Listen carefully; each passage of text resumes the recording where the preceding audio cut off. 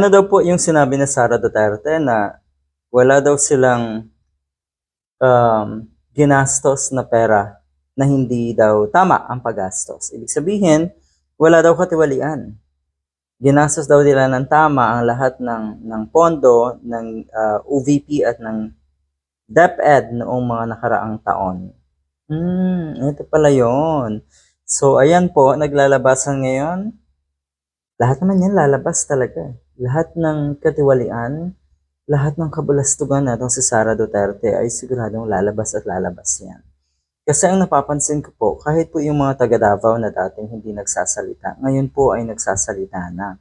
Hindi na daw bago sa mga Duterte ang ganitong um, kakapal ng mukha, yung katibay ng sikmura ba? Dahil kahit harap-harapan po talaga ay mangurakot etong mga ito. So eto na ata, yung pinakamatindi, 112 million confidential funds, saan daw napunta?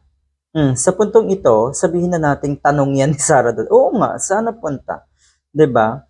Ang nakikita ko ngayon kay Sara Duterte, nagbabaliw-baliwan. Kunwari may saltik. Or baka totoo may saltik. Pero nakita niyo po, nagbabaliw-baliwan. Okay. Para nga naman kahit papano, 'di ba? Iisipin ng taong bayan, oo nga. Hindi masyadong or oblivious na matatawag etong si Sara Duterte. Parang hindi niya alam kung ano ang nangyayari sa paligid niya. Ganun ang ginagawa na itong isang ito. Lutang. Magkano? 112 million daw. At ito daw ay ginamit para pakainin ang 3,000 students. Okay. Kaya nakakapagtaka. 3,000 students, ano ba pinakain? Lugaw? Sandwich? At saka isang Tetra Pak na juice, halimbawa. Oo, no? Ay abay, kahit, sabi kasi dito, kahit 3 buwan na mag-hotel, araw-araw na nagbabayad sa hotel ng masasarap na pagkain, 3 buwan na mag-hotel, etong 3,000 na estudyanteng ito, hindi daw kayang ubusin ang 112 million. Nga naman. Tapos sasabihin ngayon natin si Sara Duterte, ginastos namin ng tama ang pondo.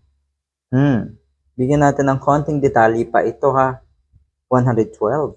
Do we have documentation daw dito sa 112 million na ipinakain or ginastos para pakainin ang 3,000 students? Sana itong mga estudyanteng ito maglabasan, magsipag-witness kayo Ano ba pinakain sa inyo? Do we have evidence that indeed they conducted this youth leadership summit?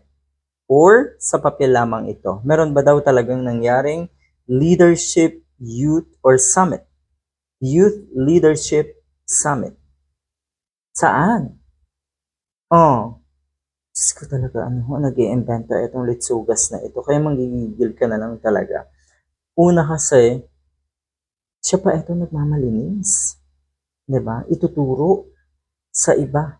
Ipapasa sa iba yung kanyang kademonyuhan, kabulastugan, at pagiging kurakot. Hindi ito simpleng pangurakot.